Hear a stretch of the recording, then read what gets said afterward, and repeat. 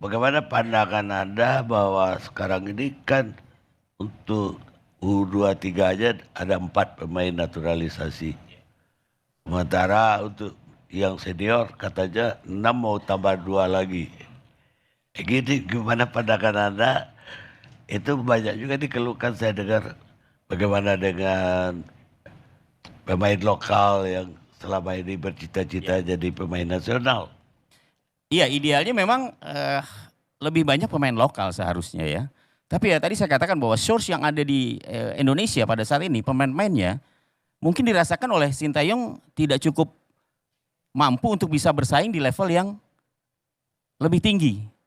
Ya, ketika ada pemain-pemain naturalisasi dan dimasukkan ke dalam tim nasional dan ternyata mampu untuk bisa mengangkat performa tim nasional.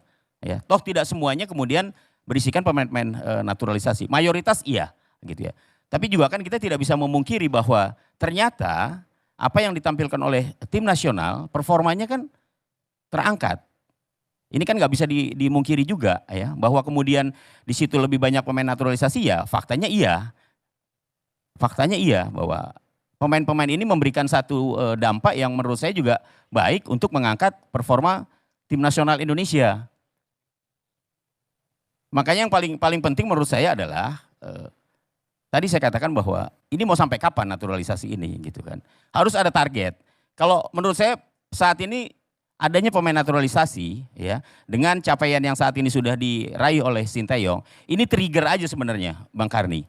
Ya, harus ada batasnya sampai kapan? Sambil memperbaiki fondasi di bawah dengan menyiapkan kompetisi di tingkat usia muda, membenahi kualitas kompetisi Liga Indonesia, ini harus terus dibenahi. Kalau tidak, ya akhirnya naturalisasi terus nanti yang dipakai.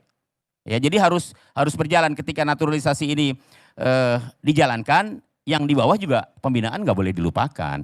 Justru itu PR beratnya menurut saya untuk PSSI. Demikian.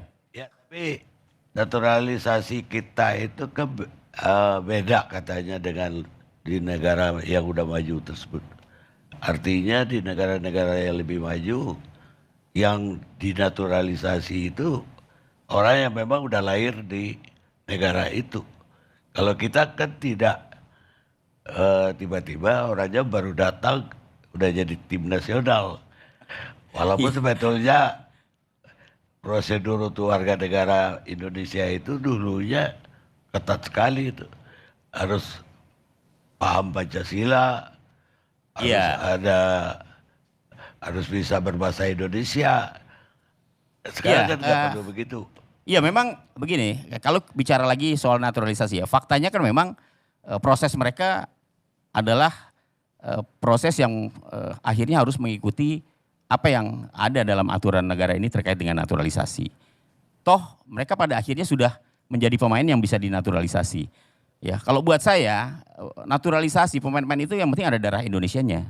Ada hubungan family dengan warga negara Indonesia begitu ya. Toh pada saat naturalisasi juga pernah kan dilakukan. Awal-awal itu ketika zamannya PSSI dipimpin oleh Pak Nurdin Halid, itu juga banyak sekali naturalisasi. Pemain-pemain Liga Indonesia ya, itu banyak yang dinaturalisasi. Banyak itu. Ya, tapi kan tidak memberikan efek apa-apa kepada tim nasional Indonesia. Ya katanya dulu itu naturalisasi itu asal bule aja dibawa ke Indonesia. Nah, itu dia. Betul, dulu pernah ada isu ada 6 sampai 8 pemain Brasil itu akan dinaturalisasi yang tidak jelas asal usulnya. Itu sempat beredar isu. Iya, sebelum Covid itu ada Bang Karni. Yeah. Saya waktu itu hampir setiap hari itu saya tulis. Saya kritisi terus, ini apa-apaan nih kira-kira begitulah ya.